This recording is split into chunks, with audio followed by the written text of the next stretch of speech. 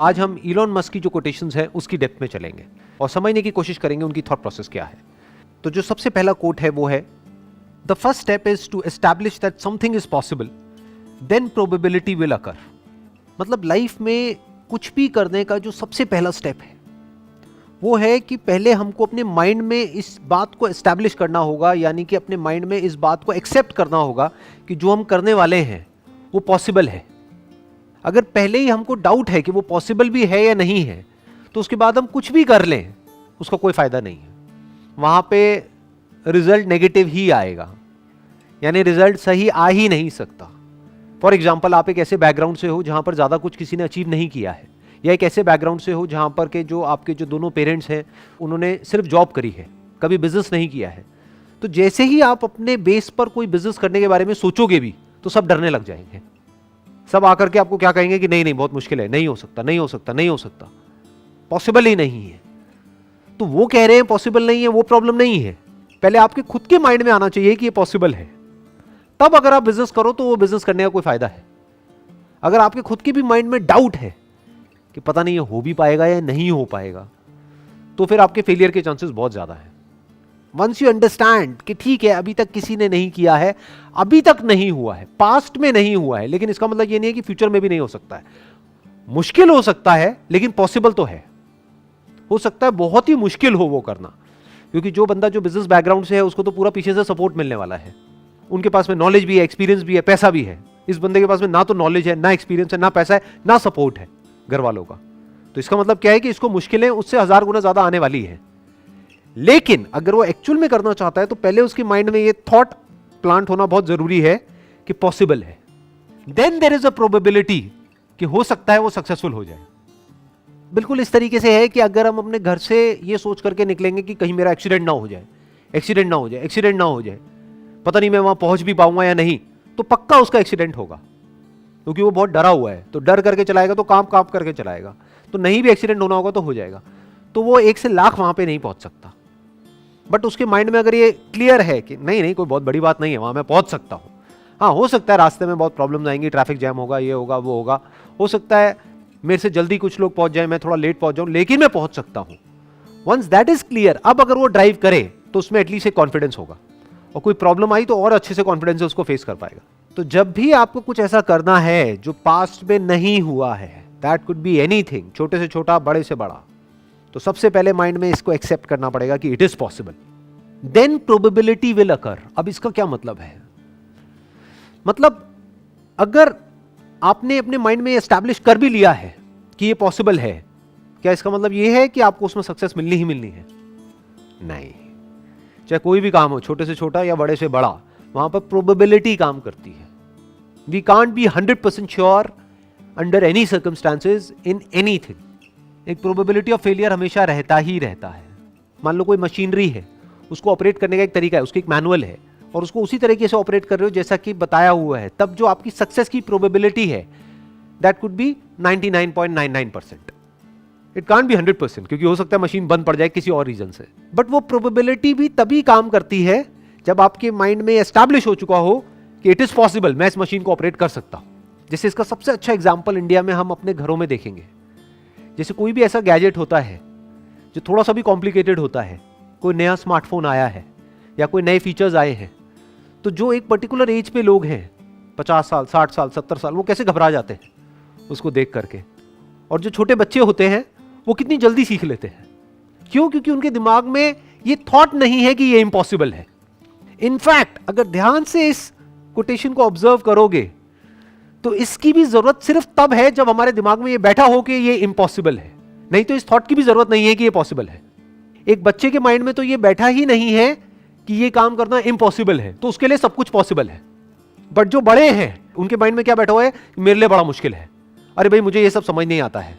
तो उनके माइंड में इम्पॉसिबल बैठा हुआ है, तो उनके माइंड में एस्टैब्लिश करना पहले जरूरी है कि भैया आपकी एज ज्यादा है, आपके पास में एक्सपीरियंस ज्यादा है, आपके पास में दिमाग उस बच्चे से ज्यादा है, तो आप क्यों नहीं कर सकते अगर वो बच्चा कर सकता है तो उसके माइंड में एस्टैब्लिश करना पड़ेगा कि ये पॉसिबल है। बच्चे के माइंड में एस्टैब्लिश करने की जरूरत ही नहीं है। बच्चे को आप कहोगे कि पॉसिबल है इसे आपको ऑपरेट करना, वो कहेगा क्या बोल रहे हो, कह रहे मेरे लिए तो वैसे ही सब कुछ खेल है। कहते मैंने कहा कब कि इम्पॉसिबल है, तो मुझे आप क्यों कह रहे हो कि ये पॉसिबल है? समझ गए ना ये आसान वर्ड की जरूरत कहां पर है? जिसके दिमाग में बैठा हो कि ये मुश्किल है, जिसके लिए वैसे ही सब कुछ आसान है, उसको इस वर्ड की जरूरत तक नहीं है कि ये आसान है. Next quote is, I think it is possible for ordinary people to choose to be extraordinary. इसमें जो वर्ड है ना जिस पे ध्यान देना है वो है चूज. मतलब क्या कहा जा रहा है दूसरे वे में, कि हर वो इंसान जिसको हम एक्स्ट्रा ऑर्डिनरी बोलते हैं, जिसने भी कुछ एक्स्ट्रा ऑर्डिनरी अचीव किया है, होते सारे ऑर्डिनरी हैं. उनकी क्या 4 आंखें होती हैं, 4 कान होते हैं, 8 हाथ होते हैं, 10 पैर होते हैं, दिखने में और हर तरीके से वो बिल्कुल एक नॉर्मल इंसान के जैसे होते हैं, बिल्कुल ऑर्डिनरी होते हैं. फर्क क्या है ऑर्डिनरी और एक्स्ट्रा ऑर्डिनरी में? चॉइस का फर्क है. To achieve something extraordinary in life is not a matter of luck, is not a matter of some extraordinary inherent or inborn quality. It is a matter of choice. We can choose to be extraordinary or we can choose to be ordinary. Extraordinary लोग जो करते हैं, कब करते हैं? Life में एक बार या हर रोज, लाइफ के हर मोमेंट में जो वो करते हैं, जिस तरह से वो चॉइसेस लेते हैं, चाहे वो बहुत छोटा सा डिसीजन हो, सुबह जल्दी उठने का. इनफैक्ट ऐसे बहुत सारे सर्वेज हुए हैं जहां पर ये देखा गया है कि जिन भी लोगों ने कुछ एक्स्ट्राऑर्डिनरी लाइफ में अचीव किया है वो सुबह जल्दी उठते हैं.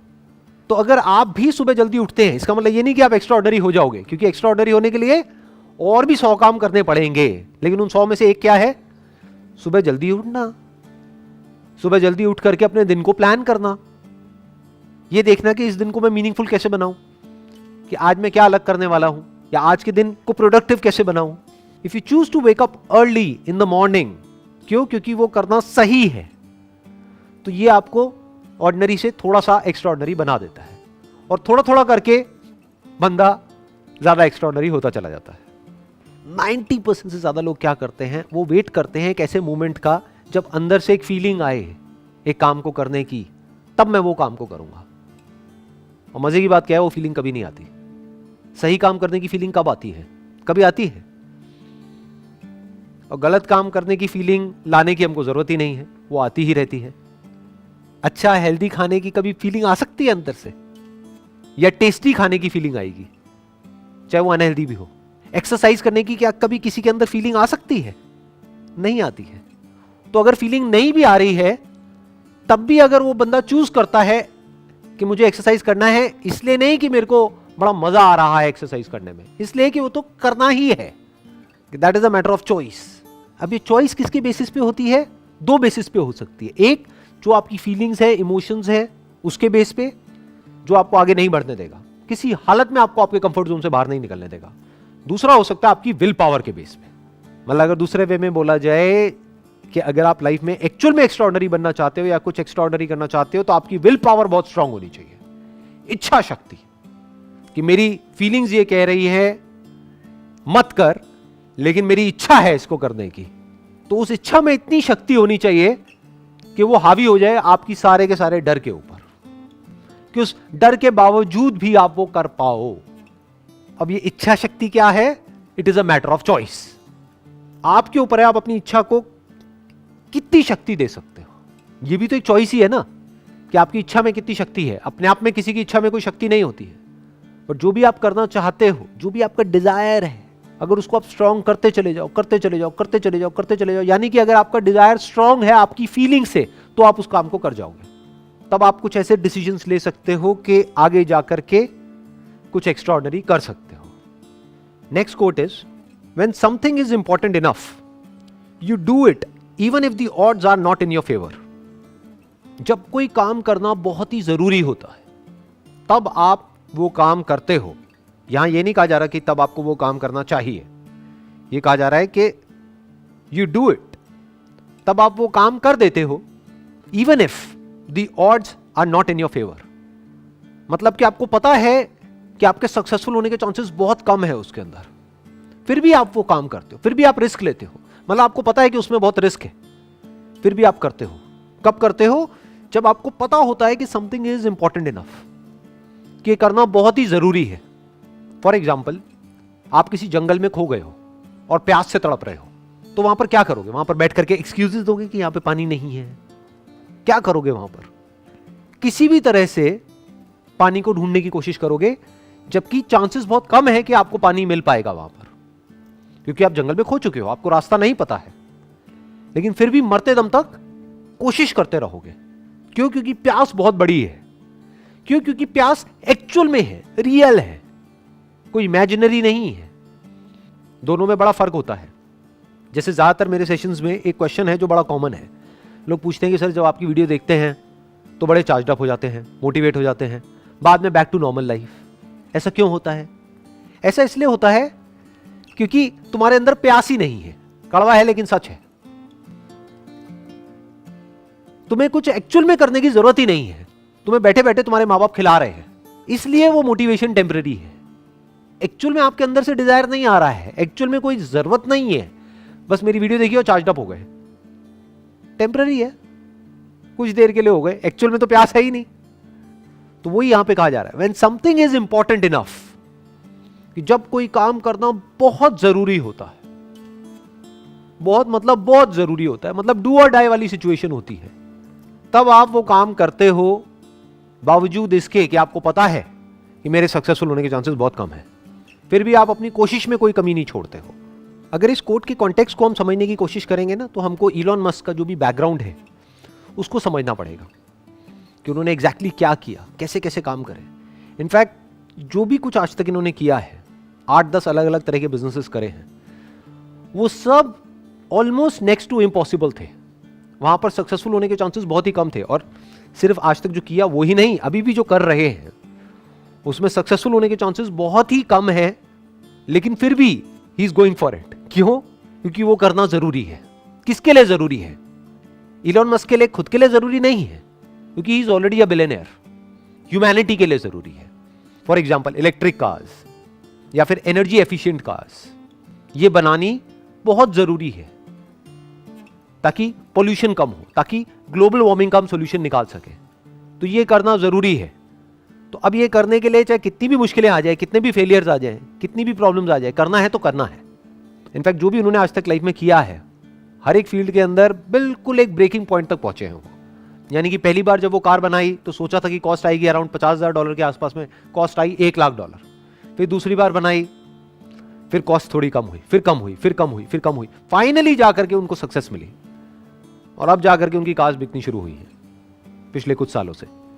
जहां सारे लोग बोल रहे थे कि नहीं, कुछ नहीं हो पाएगा, नहीं कर पाएगा, नहीं कर पाएगा, नहीं हो पाएगा, then also he did it. और एक बार नहीं, दो बार नहीं, अलग अलग फील्ड्स में कई बार इन्होंने ऐसे ऐसे काम करे हैं जो करना ऑलमोस्ट नेक्स्ट टू इम्पॉसिबल था, फिर भी किया। क्यों? क्योंकि वो करना जरूरी था। तो 3 चीजें हैं जो यहां पर हमको आगे लाइफ में ले जा सकती हैं। पहला, या तो आपकी एक्चुअल में कोई नीड हो, वो नीड आपको भगाएगी, वो नीड आपसे ऐसे ऐसे काम करवाएगी। जैसे मैंने अभी जंगल वाला एग्जांपल दिया था कि जहां पे एक्चुअल में प्यास है, तो अब उसके लिए आप किसी भी हद तक जा सकते हो, कुछ भी कर सकते हो। तो या तो एक्चुअल में नीड हो, या फिर अपनी लाइफ के अंदर ही आपको कोई ऐसा मीनिंग मिल गया है, कोई ऐसा पर्पस मिल गया है, कोई जीने की ऐसी वजह मिल गई है जो आपको भगा रही है।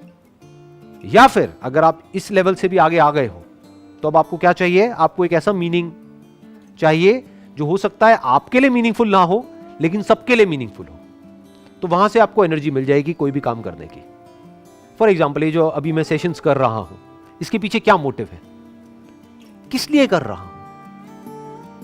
क्या इससे मुझे कुछ मिलने वाला है financially? Nothing, nothing at all. बल्कि जाने ही वाला है, टाइम जाने वाला है, एंड टाइम इज मनी। तो क्यों मैं अपना टाइम इन्वेस्ट कर रहा हूं इन सेशंस को करने में? किस लिए? क्या वजह है? क्योंकि ये करना जरूरी है।